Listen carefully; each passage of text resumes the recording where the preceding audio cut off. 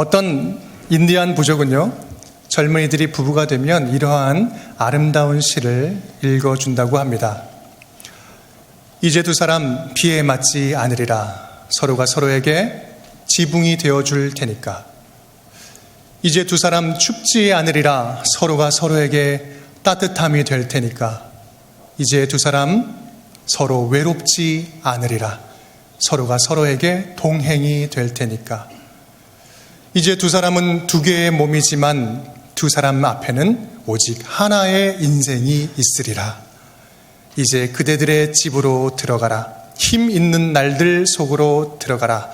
이 대지 위에 그대들은 오랫동안 행복하리라. 아멘. 너무나 아름답지 않습니까? 오늘 아침에 우리 교회에 나오면서 혹시 전쟁을 치르고 나오신 분들 계십니까? 네, 오늘 함께 말씀을 나누는 가운데 우리 가정에 하나님의 평화와 은혜가 임하기를 간절히 축복합니다. 가정의 달을 보내면서 오늘은 그 세 번째 주일을 맞이해서 부부에 관련된 우리 말씀을 함께 나누고자 합니다. 사실 가정 안에서 가장 중요한 관계는요, 부부 관계입니다. 부부 관계가 안정이 되면 부모 자식 간의 관계도 좋아질 확률이 높아요. 그런데 부부 관계가 상하면 모든 관계가 불안해요. 시어머니, 시아버지, 우리 아이들 관계도 이 부부와의 관계 때문에 굉장히 힘들어질 수 있죠. 그래서 좋은 부부 관계는 행복한 가정의 필수다라는 사실입니다. 오늘 이야기는 아브라함과 사라의 부부의 이야기입니다. 이 자리에는 부부가 한 자리에 앉아 계신 분들도 계시고요, 함께 믿음 생활 하시는 분들 계시고, 또 앞으로 부부가 되실 분도 계시고, 부부셨던 분도 계시고, 아직 싱글이신 분들도 계시고, 여러 가지 다양한 분들이 계실 줄 압니다. 꼭 부부가 아니더라도 오늘 아브라함과 사라 이 부부 이야기를 통해서 하나님이 우리 가정 안에서 우리가 어떻게 살기를 원하시는지 주님의 음성을 들으실 수 있기를 주님의 이름으로 축복합니다. 따라하겠습니다. 몸이 하나인 부부. 우리 함께 읽겠습니다. 창세기 2장 24절 시작. 이러므로 남자가 부모를 떠나 그의 아내와 합하여 둘이 한 몸을 이룰지로다. 아멘. 한 몸을 이룰지로다. 부부는 하나님이 태초에 에덴 동산에서 만드신 가장 기초적이고 원초적인 공동체입니다. 남자와 여자가 부모를 떠나서 결합하고 결혼하는 순간 하나 더하기 하나는 둘이 아니라 하나가 되는 신비한 몸으로 우리를 불러주셨다는 거예요. 우리에게 익숙한 말로 하면 일심동체, 한 마음, 한 몸. 그래서 서로가 굳게 결합되어 있는 모습을 이야기합니다. 에덴 동산에서 아담과 하와는 아무것도 입지 않았어요. 벌거벗었지만 부끄럽지가 않았습니다. 여러분 혹시 목욕탕에서 이렇게 목욕을 하시다가 거울에 비친 자기의 모습을 보면서 막 이렇게 부끄러워하는 분들 계시나요? 그러면 빨리 그분들 병원으로 모셔야 돼요. 정상이 아닙니다. 부끄럽지 않은 거예요. 자기 몸은 부끄럽지 않아요. 마찬가지로 에덴 동산에서의 두 사람은 벗었지만 결코 부끄럽지 않았습니다. 죄가 개입되지 않았고 하나님이 한 몸으로 묶어주셨기 때문입니다. 두 사람이 육체는 떨어져 있는 것 같지만 하나님께서는 한 몸이라 부르셔서 한 부부로 묶어주신 거예요. 아브라함 사라도 아담과 하와처럼 부부가 한 몸이다라는 사실을 잘 보여주는 부부입니다. 어떤 면에서 그럴까요? 오늘 그들의 인생과 또 부부 관계 속으로 한번 들어가 보도록 하겠습니다. 사라와 아브라함과 사라는요, 굉장히 파란만장한 인생을 살았어요. 원래 살던 곳이 어디입니까? 저기 먼 곳 갈대아 우르라는 땅입니다. 거기서부터 가나안까지 무려 1500km 정도 되는 그 거리를 걸어서 이사를 한 거예요.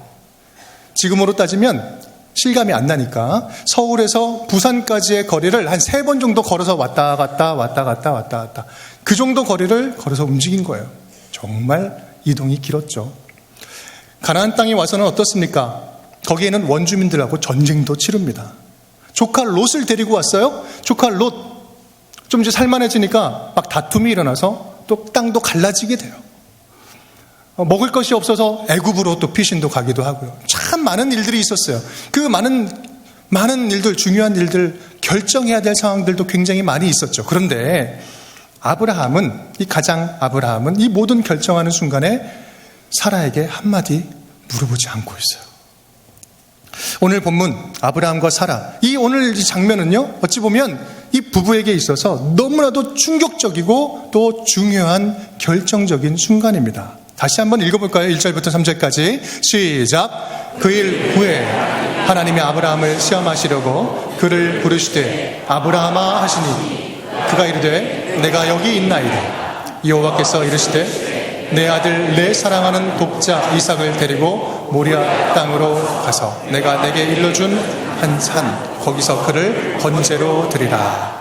아브라함이 아침에 일찍이 일어나 나귀의 안장을 치우고 두 종과 그의 아들 이삭을 데리고 번제 쓸 나무를 쪼개어 가지고 떠나 하나님이 자기에게 일러주신 곳으로 가더니. 우리가 이 본문을요, 너무나 익숙하고 잘 아는 본문인데 주로 아브라함 중심으로 읽다 보니까 사라의 입장에서 생각할 겨를이 많이 없었습니다. 또 오늘은 특별히 좀 부부적인 관점에서 본문을 이해해 보려고 합니다. 이삭을 번제로 바치는 이것은요, 굉장히 중요한 결정입니다. 이 중요한 순간에 아브라함은 아내에게 한마디도 하지 않고 아침 일찍 일어나자마자 출발을 합니다. 만약에 아브라함이 사라에게 이것을 이야기했다면 어떻게 됐을까? 어떤 일이 일어났을까요? 나는 죽여도 이 아들은 안 됩니다. 나를 밟고 지나가옵소서. 이렇게 이야기했을까? 그랬을 가능성도 있고요. 또 한편으로는 사라가 눈치챘을 가능성은 없었을까?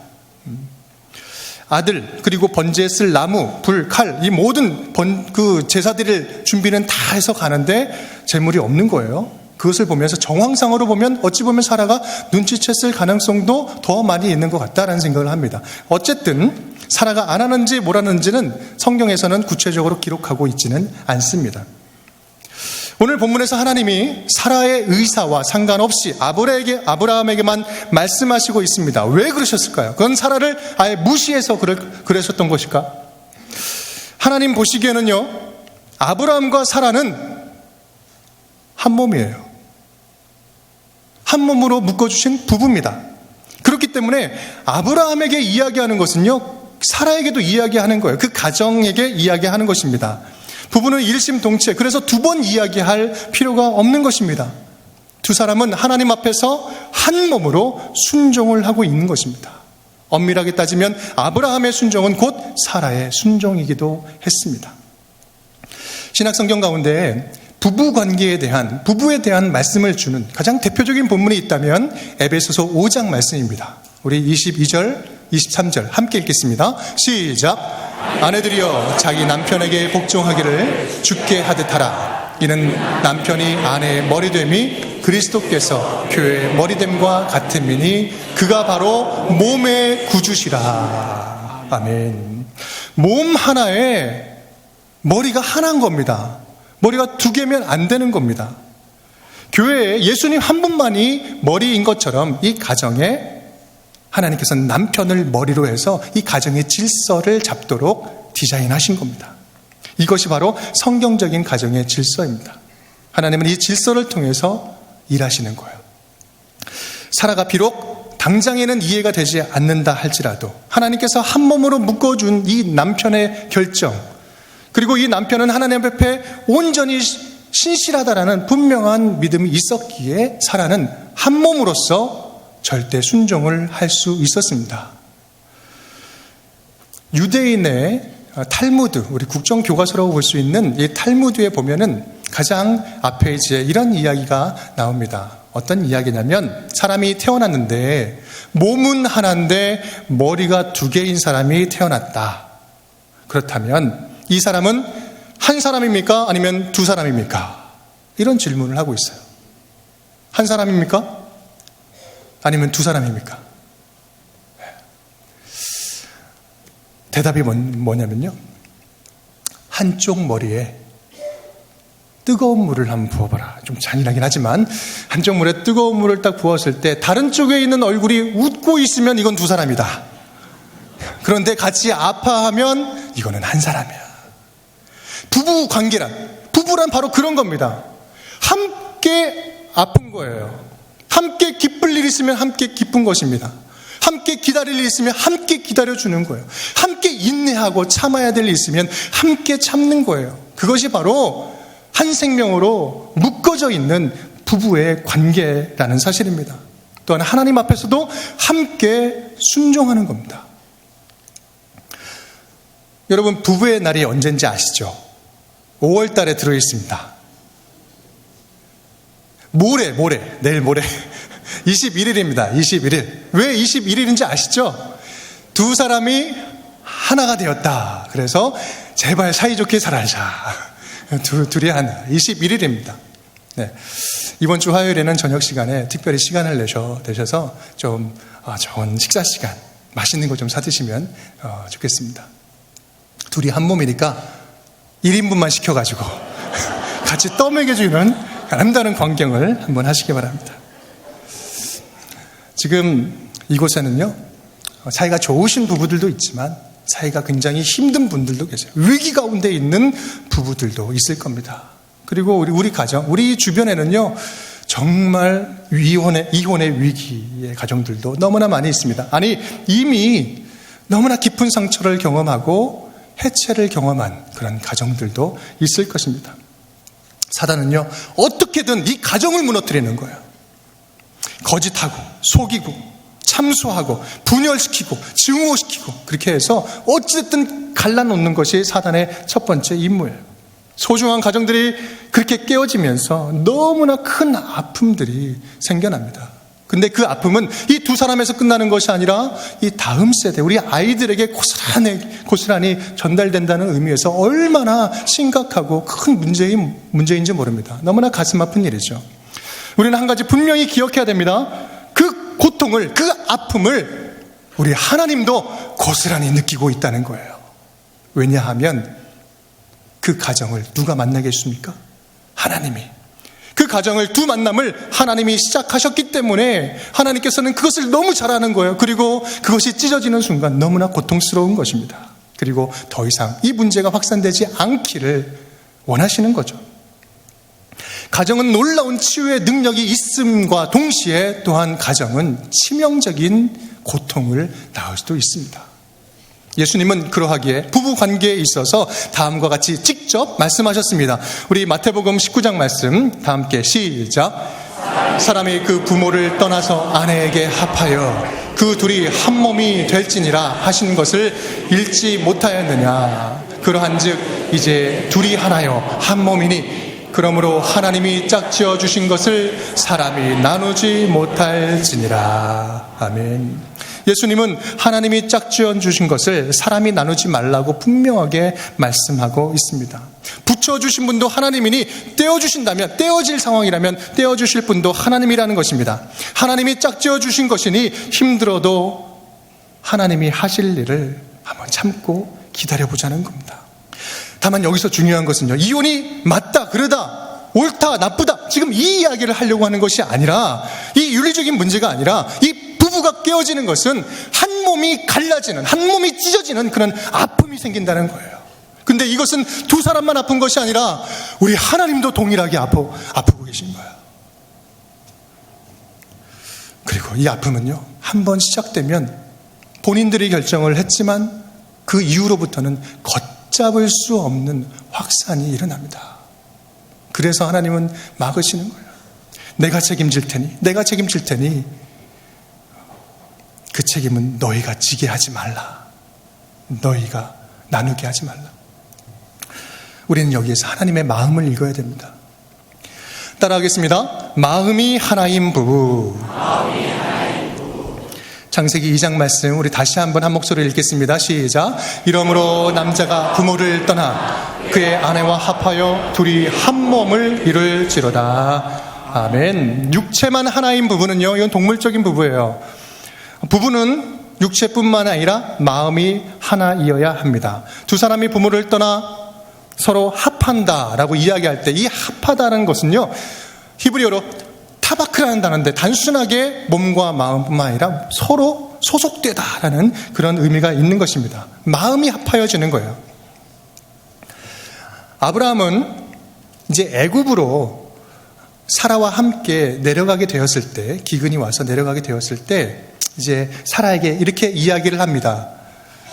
사라여, 사랑하는 당신, 애굽에 내려가면 바로라는 왕이 있는데 그 사람이 이쁜 거를 좀 볼 줄 알아요.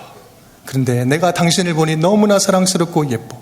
혹시 무슨 문제가 생기거든 나를 남편이라 하지 말고 오빠라고 하세요. 오빠, 누이라 하시오 라고 이야기합니다. 그런데 아니나 다를까 그 일이 동일하게 생겨버립니다. 아브라함은 아내를 보내고 여러 선물을 받습니다. 아니, 마음이야 불편했겠지만 결과적으로 보면 지금 자기 살겠다고 아내를 지금 보내고 있는 거 아닙니까? 아무리 생각을 해도요, 예나 지금이나 정서적으로나 문화적으로나 용서가 되지 않는 모습입니다. 그런데 놀라운 사실이 있어요. 그런데 놀라운 것은 이 상황에서 사라가 지금 아무 말 없이 순종하고 있다는 거예요. 놀랍지 않습니까? 그런데 더 놀라운 게 있어요. 더 놀라운 게 있어요. 이 똑같은 일이 20장에도 또 반복되고 있는 거예요. 사라는요, 한마디 토를 달지 않습니다. 아무 말 없이 순종을 해요. 이것이 맞다, 그르다, 잘못된 일이다, 내가 좋다, 싫다, 하겠다, 안 하겠다, 이러한 대사를 하나도 않고 그대로 순종을 하는데 또 반복되고 있어요. 그런데 더 놀라운 것은 이 20장에 그런 일이 또 생겼는데 또 똑같이 순종을 하고 있는 거예요. 사라의 순종을 보면 우리가 정말 놀랍습니다. 어떻게 이런 일이 일어날 수 있을까? 사라가 묵묵하게 순종하면서 팔려가니 이제부터 누가 바빠지기 시작합니까? 하나님이 바빠지기 시작하는 거예요. 우리 12장과 20장 말씀 밑줄 친 부분만 함께 읽겠습니다. 시작. 여호와께서 아브라함의 아내 사라의 일로 바로와 그 집에 큰 재앙을 내리신지라. 그 밤에 하나님이 아비멜렉에게 현몽하시고 그에게 이르시되 이제 그 사람의 아내를 돌려보내라. 그는 선지자라. 그가 너를 위하여 기도하리니 내가 살려니와 내가 돌려보내지 아니하면 너와 내게 속한 자가 다 반드시 죽을 줄 알지니라. 아멘. 다 죽을 줄 알지니라. 지금 누가 적극적으로 나와가지고 지금 바삐 움직이고 있어요. 하나님이 움직이고 있는 것입니다. 순종은 누가 합니까? 하나님이 순종합니다. 그런데 이 뒤에 책임은 누가 지고 계세요? 하나님이 지금 지고 계시는 거예요. 하나님은 남편의 이야기에 절대로 순종하는 이 사라의 이 모습을 보면서 하나님이 도우십니다. 그리고 남편의 실수와 어리석음까지도 씻어주시는 거예요. 그리고 원상태로 돌려주세요. 물론 남편이 잘해야죠. 남편이 이런 일을 하면 안 됩니다. 그럼에도 불구하고 하나님께서 한 몸으로 묶어주신 이 사람들, 사라가 어떻게 이런 순종을 할 수 있었을까? 사라가 어떻게 이런 순종을 할 수 있었을까요? 그것은 바로 아브라함과 한 마음을 품었기 때문입니다. 아브라함과 사라는 두 사람은 언제나 마음이 하나였습니다. 사라는 단순하게 몸만 따라간 것이 아니라 마음으로 지지하고 믿어준 것입니다. 그리고 함께한 거예요. 남편의 하는 것에 섭섭하거나 좌절하거나 낙심하지 않았습니다. 왜냐하면 한 몸이었기 때문에. 우리는 이 이야기에 담긴 사라의 말없는 고백을 들을 수 있습니다. 당신이 잘 되는 것은 곧 내가 잘 되는 것이고 당신이 죽으면 나도 죽는 것과 똑같습니다. 왜냐하면 우리는 한 몸이니까, 한 마음이고 한 몸이니까. 주님께서는 우리 부부를 통하여서 나를 바꾸고 그를 바꾸고 우리 가정을 회복시켜 가는 것입니다. 사랑하는 온전교회 성도 여러분, 어떠한 위기가 찾아온다 할지라도 한 마음 품기를 바랍니다. 아브라함과 사라가 한 마음을 품은 것처럼, 주님만을 신뢰하여 나간 것처럼 한 마음 품게 하시는 예수 그리스도를 의지하여서 살아갈 때 진정으로 감사가 넘치는, 하나됨의 은혜가 넘치는 가정이 될 줄 믿습니다. 우리 따라하겠습니다. 영혼이 하나인 부부. 네, 몸이 하나요? 마음도 하나요? 영혼이 하나일 때 진정으로 온전한 부부다라고 이야기할 수 있습니다. 영혼이 하나라는 것은요, 영적으로 결합된 겁니다. 죽음이나 다른 어떤 것도 나를 갈라놓을 수 없는 것, 우리를 갈라놓을 수 없는 그것이 바로 영적으로 하나가 된다라는 의미입니다. 하나님의 크신 사랑은요, 이 두 사람의 영혼을 양팔로 꽉 붙잡고 계시는 것, 감싸 안아주고 계시는 것입니다. 그것은 하나님 안에 절대로 떨어질 수 없는 것입니다. 왜냐하면 하나님이 양쪽으로 붙잡고 계시기 때문에. 아브라함과 사라의 이 영원한 관계를 잘 보여주는 상징적인 장소가, 지명이 하나 있습니다. 그것은 바로 막벨라굴입니다. 막벨라굴. 들어보신 적 있으신가요? 막벨라굴. 우리 창세기 23장 말씀 밑줄 친 부분만 우리 함께 읽겠습니다. 시작. 아브라함이 들어가서 사라를 위하여 슬퍼하며 애통하다가 나는 당신들 중에 나그네여 거류하는 자이니 당신들 중에서 내게 매장할 소유지를 주어 내가 나의 죽은 자를 내 앞에서 내어다가 장사하게 하시오. 상인이 통용하는 은 400세겔을 달아 에브론에게 주었더니 그 후에 아브라함이 그 아내 사라를 가나안 땅 마므레 앞 막벨라 밭 굴에 장사하였더라. 아멘. 한평생을 나그네로 살던 아브라함이 아내 사라가 죽으니까 무덤을 만들기 위해서 합법적으로 가나안 땅을 구입을 하게 됩니다. 그 땅이 바로 막벨라 굴이었어요. 이 막벨라 굴은 이 사라를 시작으로 해서 모든 믿음의 조상들이 그곳에 묻히게 됩니다. 아브라함, 이삭, 야곱 다 그곳에 묻히게 돼요. 심지어는 요셉, 애굽에서 400년 동안 떨어졌지만 내 해골을 어디에다 메어가라? 가나안 땅. 그곳 막벨라굴. 400년이 지나고 나서 그 해골을 추려다가 그곳에 매장을 하게 됩니다. 굉장히 의미 있는 장소예요. 상징적인 장소입니다. 나중에는 왕의 묘실로 사용하게 됩니다. 막벨라굴은요, 나그네 인생길 가운데 영원히 함께 머무는 그곳, 영원히 함께 머무는 안식처로서의 상징적인 의미가 있습니다. 영혼은 하나님 곁으로 다 떠나가지만 이 땅에서의 영원한 안식, 바로 그것을 보여주는 것이죠. 아브라함은 사라를 너무나 사랑했습니다. 그리고 몸으로 사랑했고 마음으로 사랑했고 영혼으로 한 영으로 묶어줘서 사랑했습니다. 그래서 아브라함은 후에 죽고 나서 그 사라 곁에 묻히게 돼요. 몸과 마음, 끊어질 수 없는 영혼의 사랑을, 영원한 천국의 안식을 누리는 것입니다. 영혼이 하나인 부분은 두 사람이 모두가 다 하나님께 붙들림 바 되어서 천국을 바라보는 삶입니다. 히브리어에서 남자라는 단어를 이쉬라고 이야기합니다.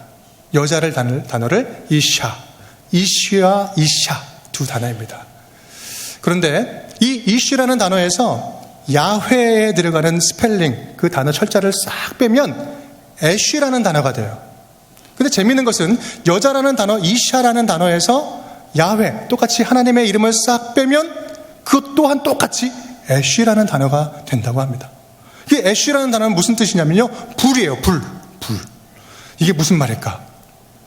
남자와 여자에서 하나님이 함께 하시면요, 이거는 아름다운 사랑, 불타는 사랑, 뜨거운 사랑이 되는 거야. 합법적인 사랑, 너무나 아름답고 좋은 사랑이 됩니다. 그런데 반대로 하나님이 싹 빠지잖아요. 남자에게서 하나님이 빠지고 여자에게서 하나님이 빠져. 그러면 이유는 뭐예요? 불만 남는 거예요. 불덩어리만 남습니다. 그래서 위험한 불이 되는 거예요. 서로 태우는 불이에요. 서로 싸우는 불입니다. 태우다가 다 소멸시켜버리는 굉장히 위험한 불이에요. 우리의 관계 안에서 우리의 영혼의 주인인 하나님이 빠지면 우리 그 관계는 부부는 정말 힘듭니다. 주님만이 우리의 생명이 주인 되시고 누구도 줄 수 없는 그 위로를 가장 가까이 있는 그 사람을 통해서 주님께서 위로해 주시고 살려주십니다. 사랑하는 온전교회 성도 여러분, 하나 더하기 하나는